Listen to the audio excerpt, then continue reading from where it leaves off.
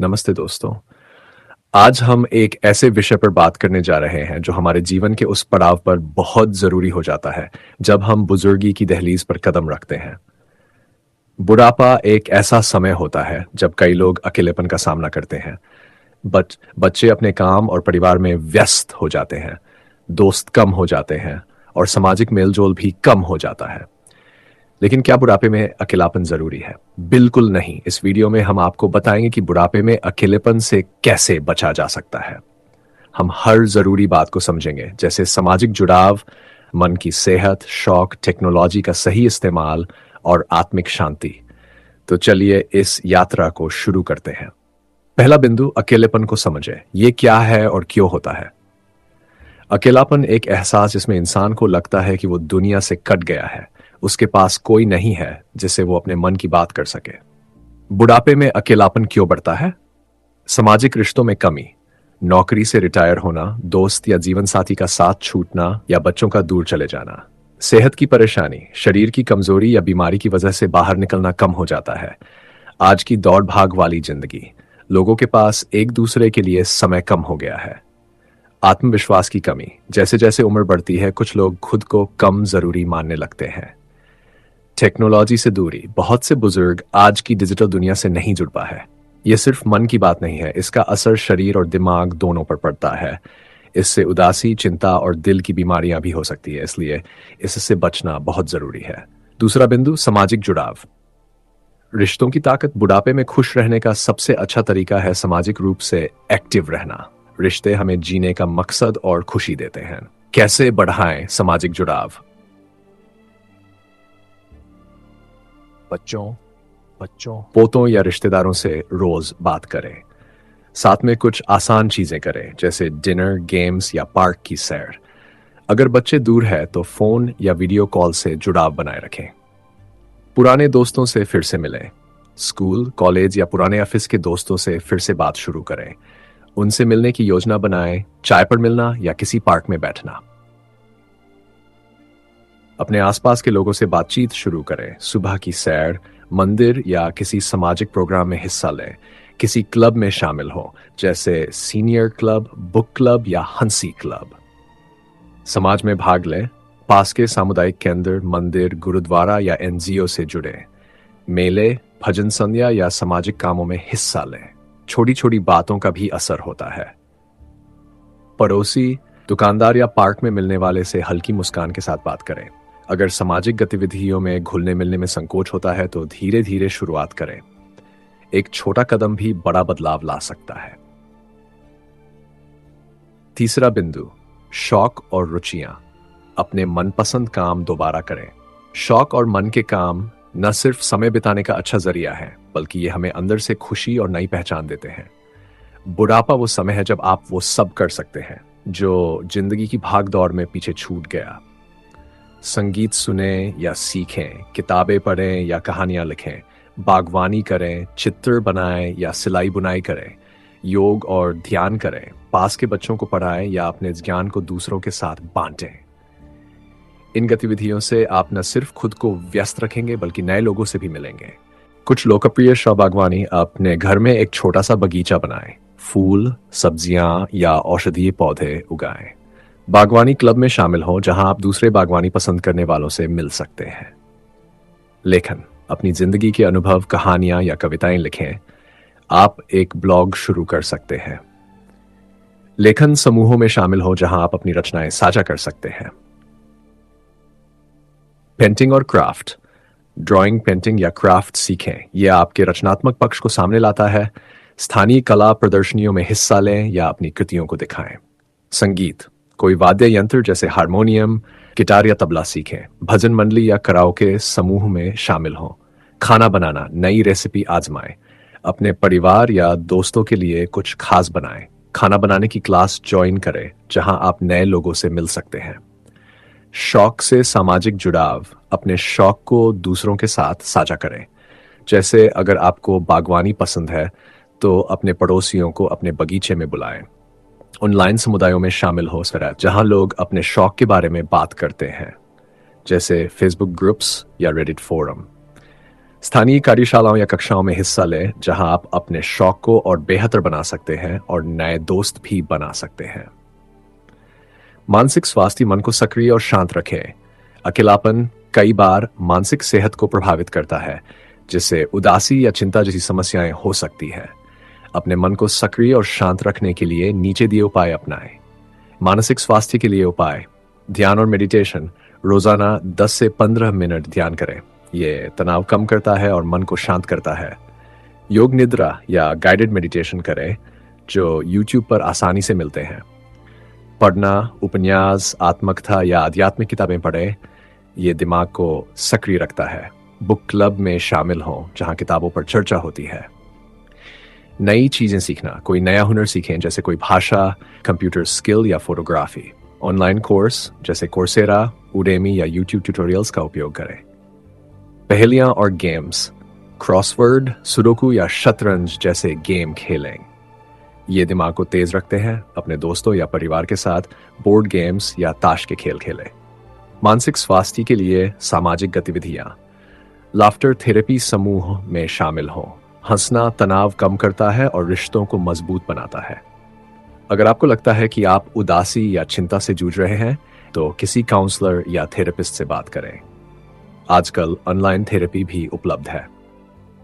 Technology का उपयोग, digital दुनिया से जुड़े आज का समय डिजिटल है और टेक्नोलॉजी अकेलेपन से लड़ने का एक अच्छा तरीका हो सकता है। शुरुआत में यह थोड़ा मुश्किल लग सकता है, लेकिन सीखना आसान और फायदेमंद है। टेक्नोलॉजी के उपयोग के तरीके: स्मार्टफोन और सोशल मीडिया, व्हाट्सएप, फेसबुक या इंस्टाग्राम का उपयोग करें।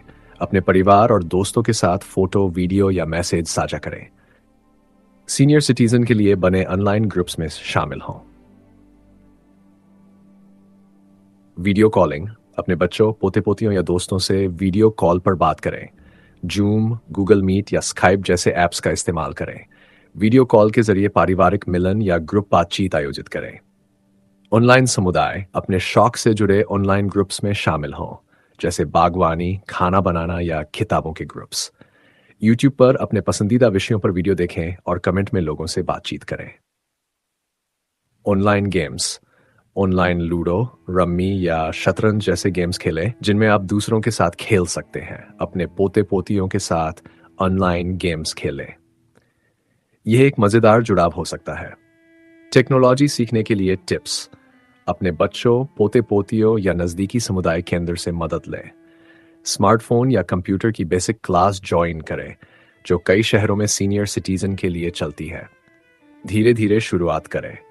पहले व्हाट्सएप जैसे आसान ऐप्स सीखें, फिर धीरे धीरे बाकी चीजों की ओर बढ़ें।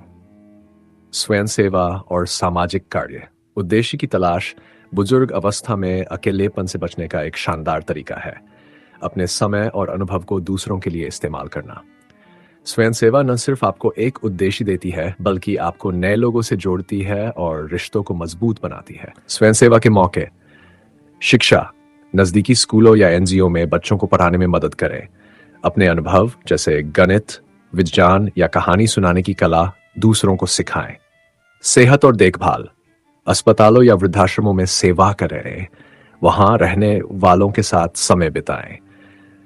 बुजुर्गों के लिए लगाए गए सेहत कैंपों में मदद करें।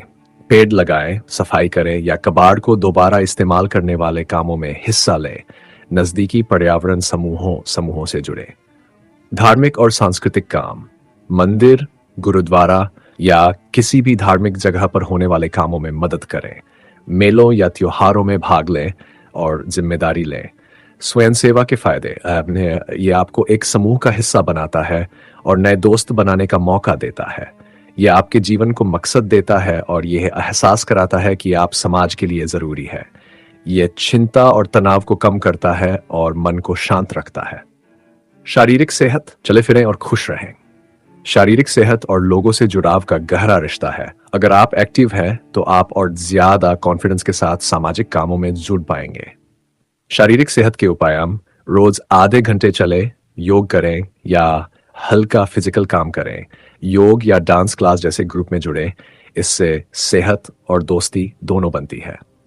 संतुलित खाना, फल, सब्जी, अनाज और प्रोटीन से भरा खाना खाएं। दोस्तों के साथ मिलकर हेल्दी खाना बनाने की गतिविधियां करें। नियमित सेहत जांच, ब्लड प्रेशर, शुगर और कोलेस्ट्रॉल की समय समय पर जांच करवाएं। डॉक्टर से पूछें कि आपकी उम्र और सेहत के हिसाब से कौन सा व्यायाम सही रहेगा। पूरी नींद, 7 से 8 घंटे की नींद लें। इससे मूड और ऊर्जा बेहतर रहती है। शारीरिक कामों से सामाजिक जुड़ाव, पार्क में चलने वाले या साइकिल चलाने वाले ग्रुप में जुड़े। नजदीकी खेल प्रतियोगिताओं में भाग लें, जैसे बैडमिंटन या टेबल टेनिस। अपने पड़ोसियों के साथ मिलकर योग या वॉक की शुरुआत करें। आध्यात्मिकता, मन की शांति के लिए। बुजुर्गी में अकेलेपन को दूर करने में आध्यात्मिकता एक बड़ा सहारा बन सकती है। इससे मन को शांति मिलती है और जीवन में मकसद भी नजर आता है। प्रार्थना और ध्यान, रोज कुछ समय भगवान को याद करने या ध्यान करने में बिताएं। भजन या मंत्र बोलने में हिस्सा लें। धार्मिक काम, मंदिर या किसी भी धार्मिक जगह जाएं। भजन मंडली या सत्संग जैसे कार्यक्रमों में शामिल हों।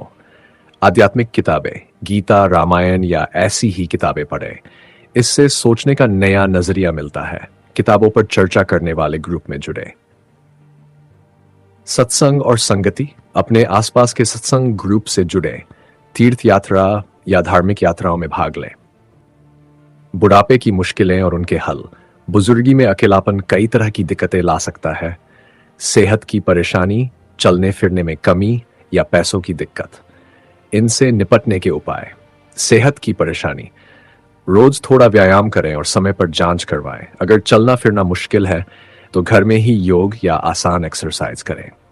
पैसों की दिक्कत, खर्चे संभाल कर करें और जरूरत हो तो सलाह लें। सीनियर सिटीजन सेविंग स्कीम जैसी योजनाओं का लाभ लें। चलने फिरने में परेशानी, बाहर न जा पाए तो ऑनलाइन गतिविधियों में हिस्सा लें। परिवार और पड़ोसियों से मदद मांगने में झिझके नहीं। आत्मविश्वास की कमी, छोटे छोटे लक्ष्य तय करें और उन्हें पूरा करें। इससे आत्मविश्वास बढ़ेगा।